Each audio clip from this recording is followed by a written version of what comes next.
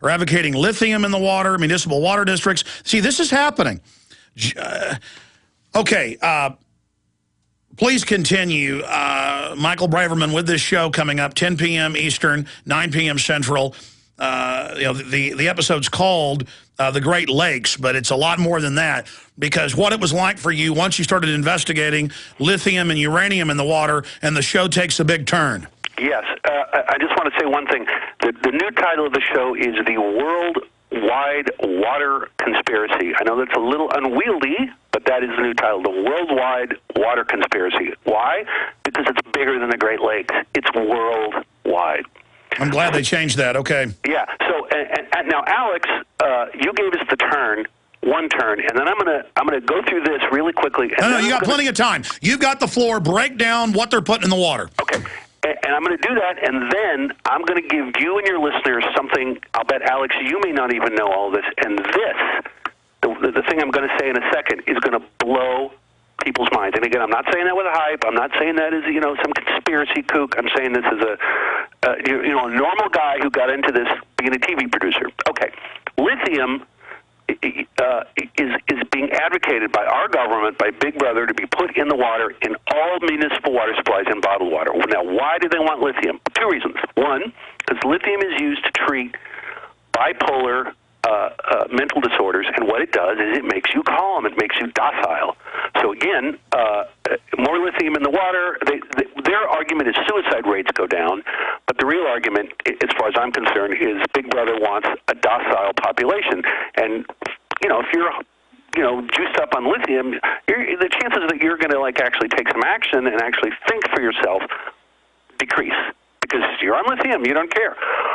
And you can read this where government scientists, and it's all over the internet, are actually saying, let's put lithium in the water, because when you have trace amounts of naturally occurring lithium, they make this argument, which is completely bogus, that in those areas, one of which is in Texas, where you have naturally occurring lithium, crime rates and suicide rates go down, which, you don't have to be a rocket scientist to look at that argument and call it for the BS that it is. Now, the second thing is what we learned on the show, which is lithium works with uranium. These two chemicals in a hydrology. Water, sorry. I'm so excited about this, it makes me crazy. They actually work, and they actually increase each other's efficacy. That's what happens. Oh, it's all, look, sir, we have eco-science. They planned it all. The White House science czar. These people are pure evil. Absolutely. And I that's what Dr. Blaylock, brain surgeon, said, is that all these things work together, and that fluoride then activates and supercharges. Absolutely. It's a slow poisoning.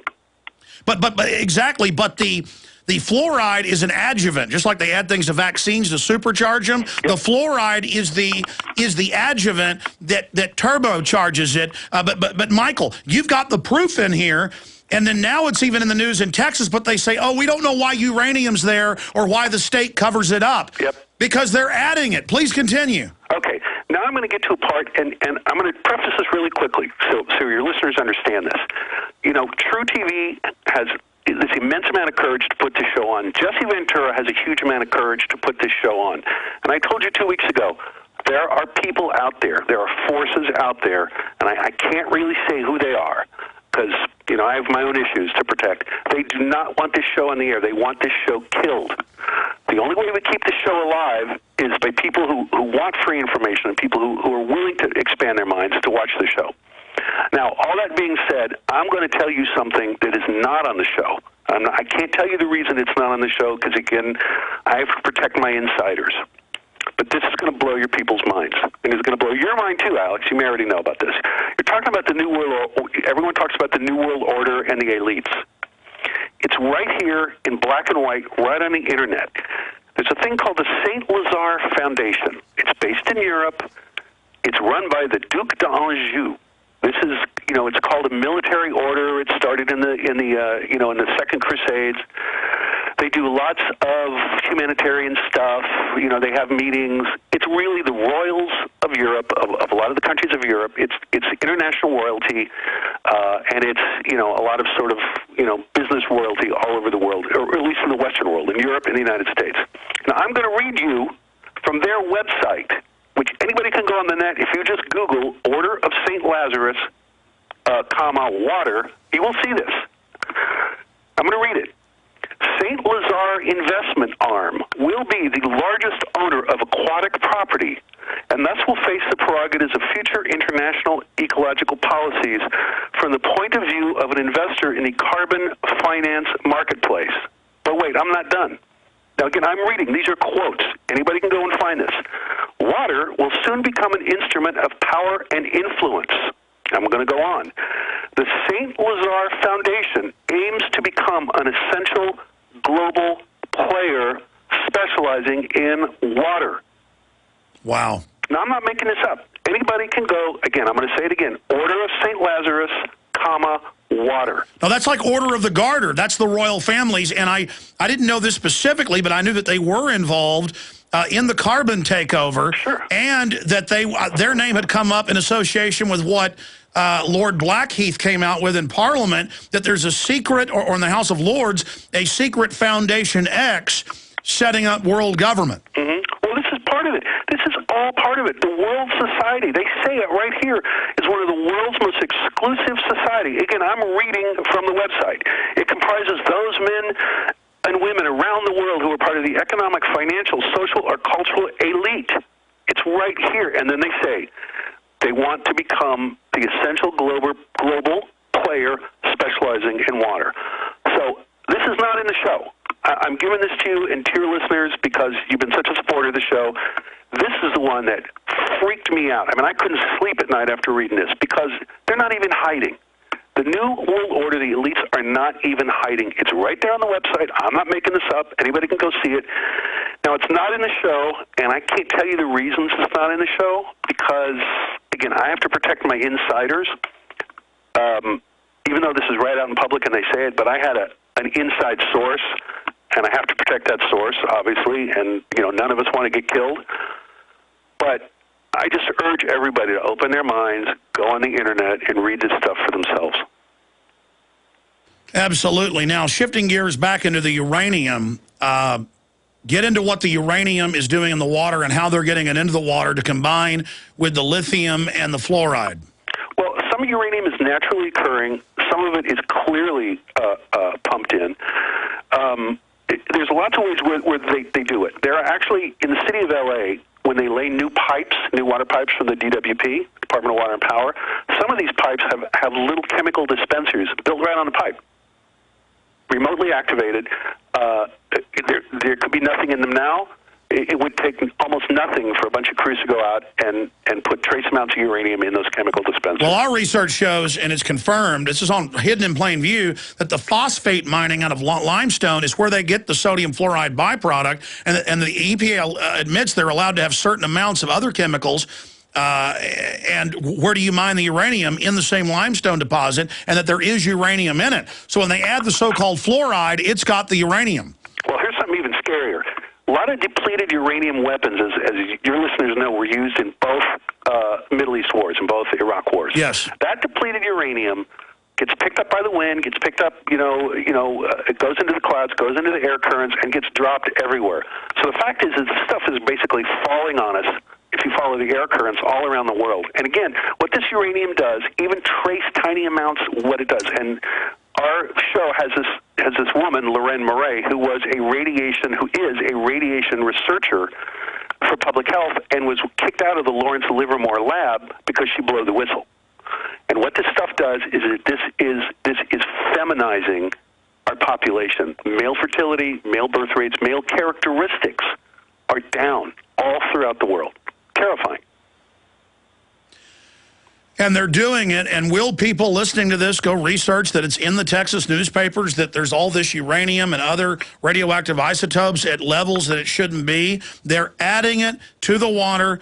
I've covered it with Dr. Conant here on the air. This is the reality, and it is so important that when they try to say, hey, we're just putting fluoride in the water, it's good for you, even though they know it causes cancer and all the rest of it, and accelerates the effect of other toxins and poisons as a adjuvant.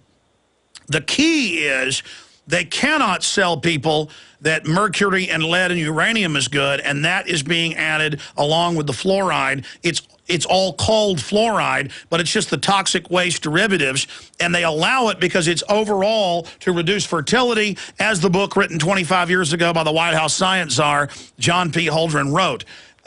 Just amazing. Michael Braverman, God bless you. We appreciate your time here with us today, and we'll talk to you again in the very near future.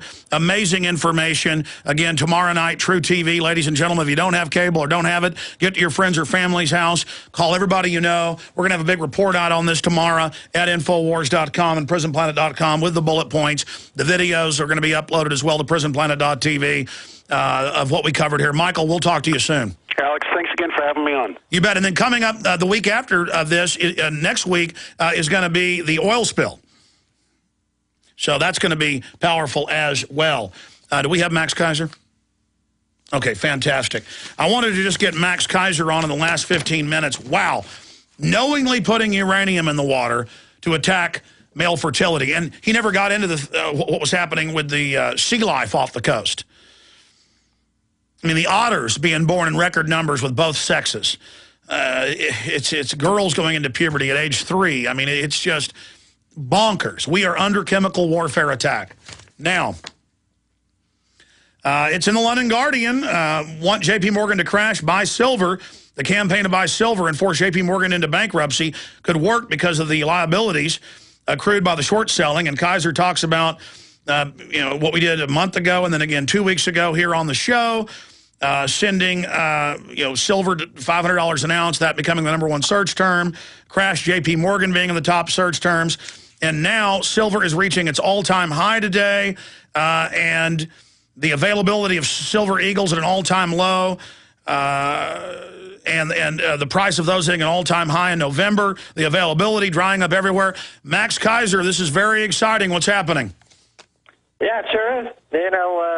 Silver, since I was on your show 3 weeks ago, it's up 9%. So do you understand that? That means it's annualizing at a rate of return greater than 100%. And the people around the world realize that if everybody cooperates and does this, that everybody wins. Everybody will win. If everyone gets together and joins forces, buying silver, you're going to be destroying the biggest financial terrorist in the world. Imagine getting rid of the biggest financial terrorist in the world. I mean, and by the way, we're not tooting our horns here, and who knows if they'll send a hit team after you for really pushing this out there. But we created the TSA stir. The media is even admitting that now. This is really other people's brainchild, but you saw the idea and rammed it out here, supercharging it, along with Zero Hedge and others. And now The Guardian and others are recognizing it. I don't want to say who called you because I want to wait till it comes out, but some of the biggest publications in the U.S. have contacted you about this and what we're doing. So it just shows the power of alternative media, and we're not tooting our horn. You're not tooting your horn when we point out that the power of the people out there. There are now thousands of videos talking about crash J.P. Morgan, buy silver. This thing is kind of scary. I mean, it's scary to have this type of power, Max. Well, it was always there. The power was always there, but it didn't have a single point to focus on. When I've been on your show before, I've talked about the 1-inch punch, or I've talked about how to focus all the energy. You've been saying, well, we should try to do multiple things at once, and I've always said, no, just try and do one thing and do it on scale, get the whole world to focus on one thing, and the economies of scale kick in, and you have success. And this thing is success. Within 3 weeks, we're having success. Think about the various campaigns out there that have been going on for years that are still struggling to get acceptance. Here, within 3 weeks, we're totally transforming the global economy. We're taking silver to new all-time highs. We're totally disrupting all of the bank's balance sheets, and we